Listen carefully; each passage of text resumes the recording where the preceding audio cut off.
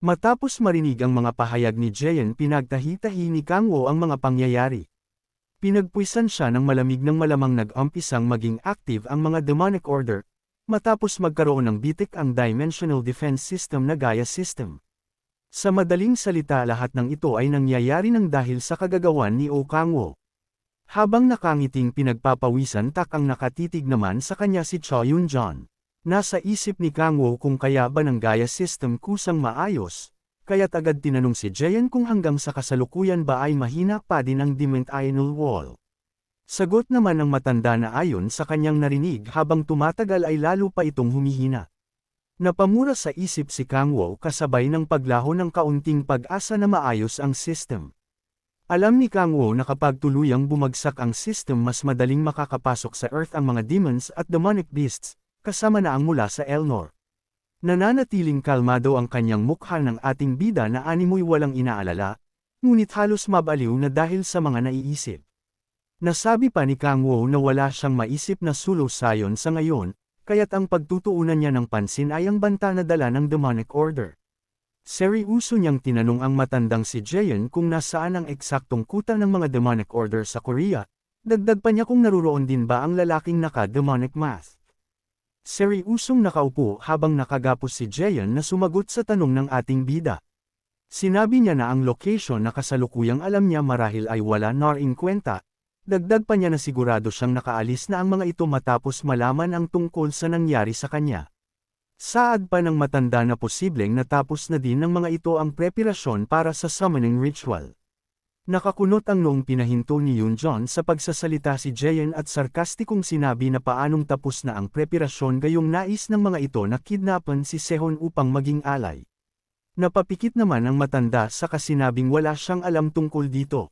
Napataas ng boses si Yun-jon at inis na sinabing kung ang guild na pinamumunuan ni Jaeon ang nagbibigay ng pang-alay, paanong hindi alam ni Jaeon kung kulang pa ba o sapat na ang alay na naibigay. Agad namang depensa ni Jaeon na sa pamamagitan lang ng performance-based system lang ang kanilang ugnayan.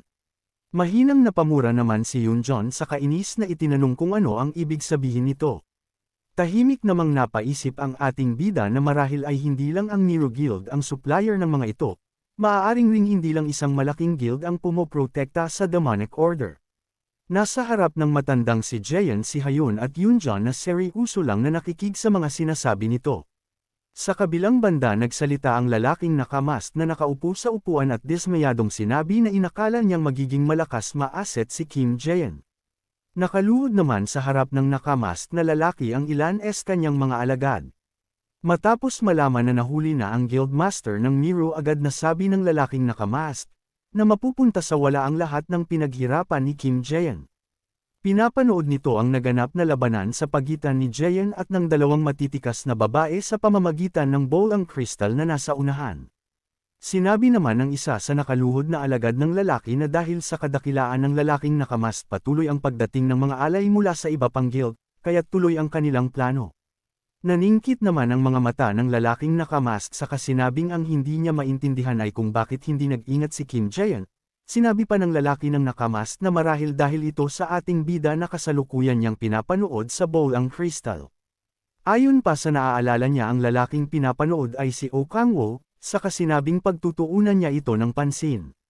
Malakas niyang tinanong ang Mava na kaluhod na alagad kung ano ang lagay ng ni-request niyang additional support mula sa order. Sumagot naman ang isa sa nakaluhod na dumating na ang suporta.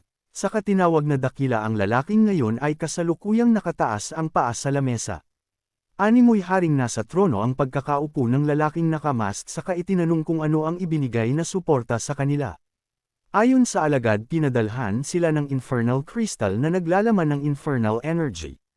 Dagdag pa nito na sapat ng suporta ang mga ito hindi lang upang mapalakas ang lalaking nakamask, kundi upang maayos na may sigawa ang kanilang plano. Sinabi din ng alagad na wala pang anumang utos ang natatanggap mula sa order. Matapos marinig ito, naisip ng lalaking nakamask na marahil kailangan nilang kumilos ng sila lang, kaya't agad inutos sa alagad na ipagpatuloy ang plano at umpisahan nila ito sa El Cuero. Kasunod ng matalim at seryosong tingin ng lalaki ang sabay-sabay na pagsang-ayon naman ng kanyang mga alagad.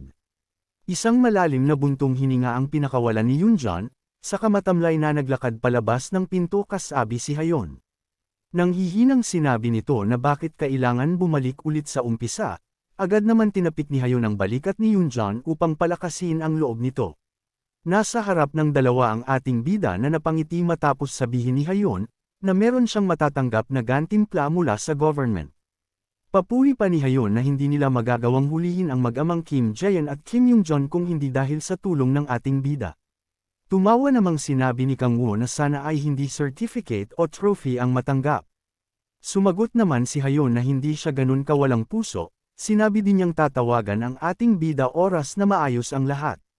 Dagdag pa ni Hayon na asahan na ni Kang Woo ang magandang gantimpala, na nagpangiti naman sa ating bida. Matapos ang mahabang misyon sa wakas ay napagdesisyunan ni Kang Woo na umuwi. Pagpasok pa lang ng pintuan bumungad kaagad sa kanya si Sola at Echidna na halatang nananabik sa kanyang pagdating. Humihikbing pautol na itinanong ni Echidna kung saan pumunta si Kang Woo ng ganun katagal. Nakangiting humingi naman ng paumayan si Kang Woo sa kanyang cute na familiar, saka sinabing meron lang siyang kinailangang gawin. Lumuluha siyang sinalubong ni Echidna saka itinanong sa mahinang boses kung meron ba siyang nagawang mali, at kung iiwan na ba siya ni Kang Woo.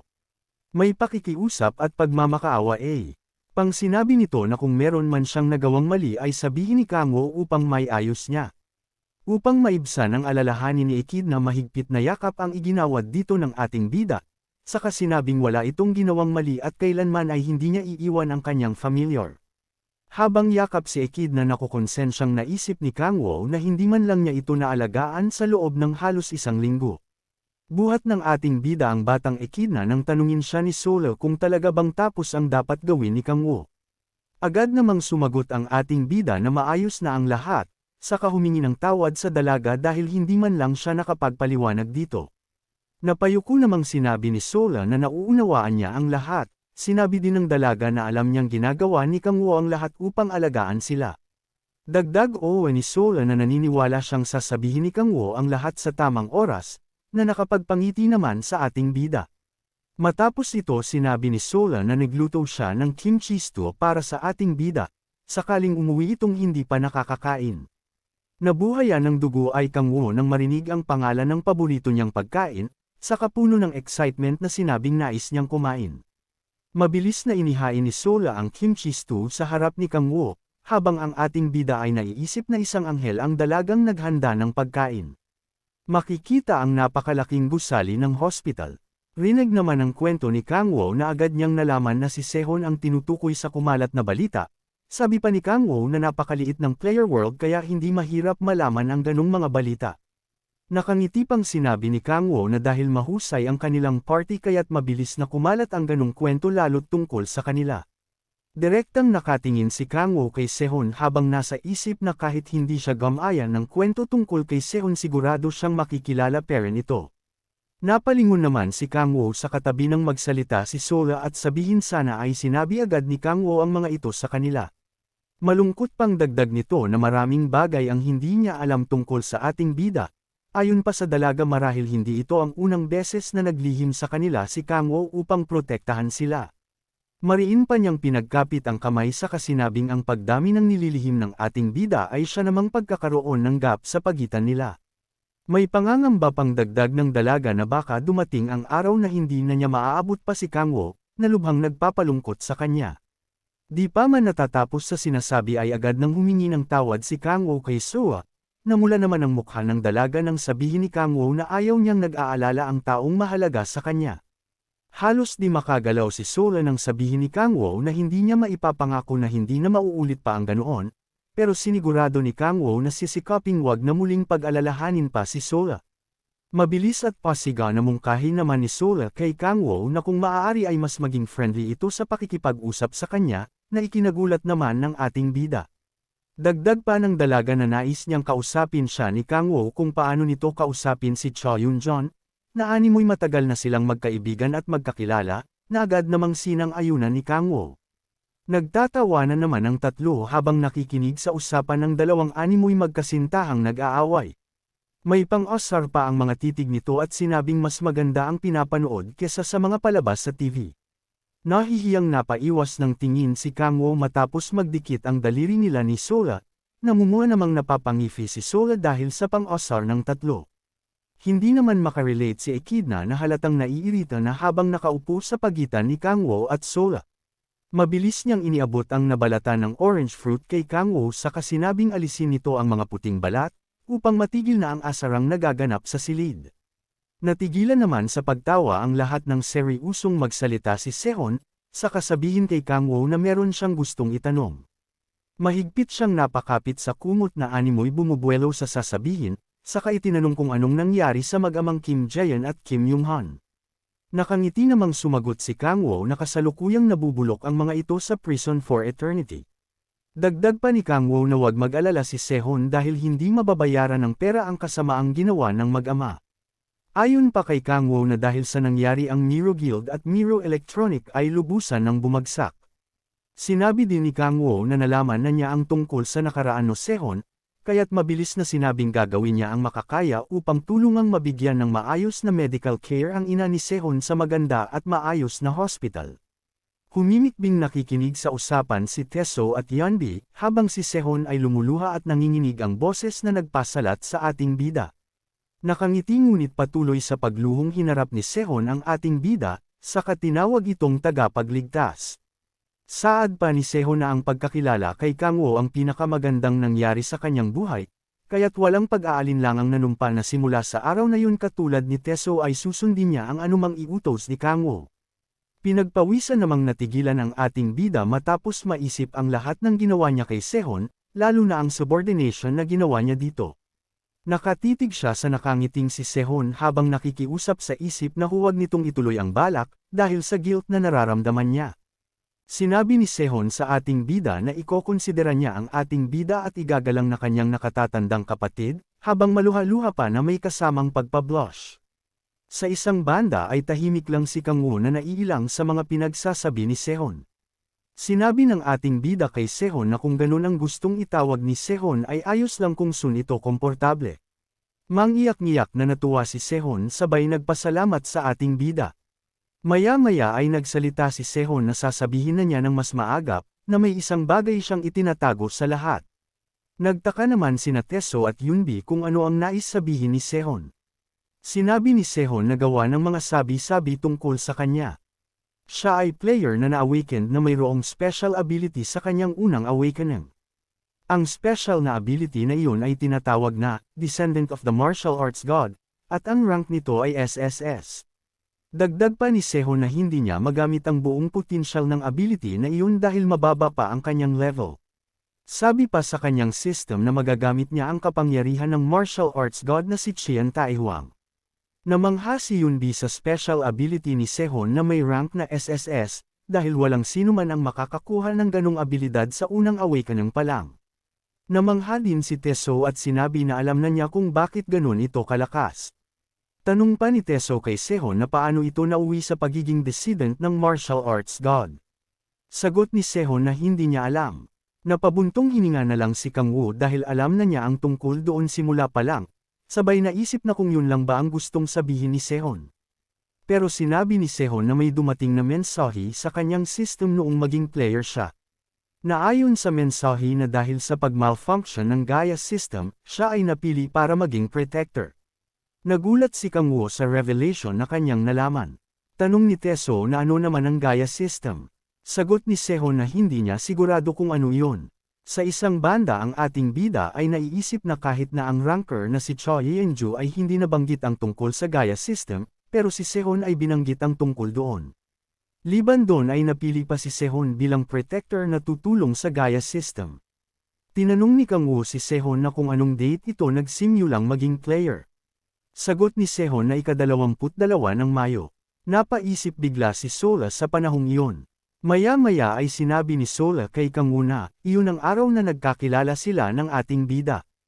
Napagtanto ni Kangwo na noong araw na makabalik siya sa Earth ay iyon din ang araw na naging player si Sehon, ayon sa ating bida na nakakatiyak siya roon.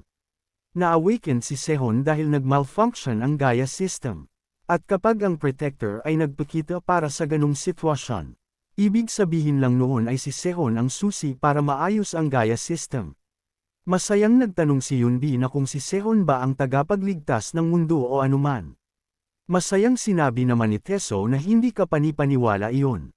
Habang nakatingin si Kang Woo kay Sehon ay naiisip niya na alam niya na si Sehon ang main character, pero higit pa pala sa inaasahan niya. Tanong ni Yunbi kay Sehon na kung sila na ba ang hero party mula ngayon. Napapangiti na lang si Sehon sa mga pinagtatanong sa kanya. Inabot na naman ng kademonyohan ang ating bida habang nakakalukong nakangiti, habang sinasabi na mabuti na din na naging tagasunod niya ni Sehon. Tumayo ang ating bida at sinabi kay Sehon na magpahinga na lang muna ito hanggang sa bumalik na ang lakas nito. Tanong si Teso sa ating bida na kung aalis na ito. Sagot ni Kang Woo na aalis na siya. Pero hinawakan ni Sehon ang damit ni Kang Woo para pigilan, sabay tanong na kung aalis na ba talaga ito. Tanong din ni Echidna na kung aalis na si Kang Woo. Sagot ni Kang Woo na aalis na siya dahil ayaw niyang makaabala sa pagpapahinga ni Sehon. Sinabi ni Sehon sa ating bida na ayos na siya kaya, manatili pa ito ng kaunti, habang nagliliwanag at nagbablush ang mukha. Pinagpawisan ang ating bida habang naisip na bakit siya tinatitigan ni Sehon ng ganon. Tanong ni Echidna na kung pwede ba siyang sumama dito. Sinabi ni Sola kay Echidna na magiging busy si Kang Woo. Naisip ni Kang Woo na ang kanyang subordinate at familiar ay automatic na magiging madikit sa kanya. Pinagpapawisan si Kang Woo ng malalaki habang nakatingin sa kanya si Sehon na nagbablush ang mukha. Naisip ni Kang Woo na kailangan na niyang makaalis kaagad, kaya sinabi niya kay Sehon na iiwanan niya ang buong party kay Sehon at kuntikan na lang siya nito. Sabay talon sa bintana ng hospital para makaalis sa ganong klaseng sitwasyon. Sa isang banda sa S-Rank Gate ay naghahunt sina Kang Woo at Echidna na ng mga giant ogre. Naghanda ng demonic energy si Echidna sa kanyang mga kamay, sabay gumamit ng Dark Storm at pinatama sa mga giant ogres na pasugod.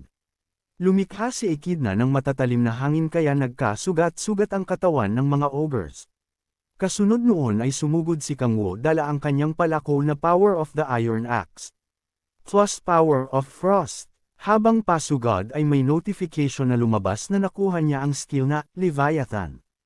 Inatake ni Kang Woo ang tiyan ng mga giant ogres kaya nalaslas ang mga ito, kasabay ng effect na pag-yellow ng katawan dahil sa skill na Frost ng ating bida.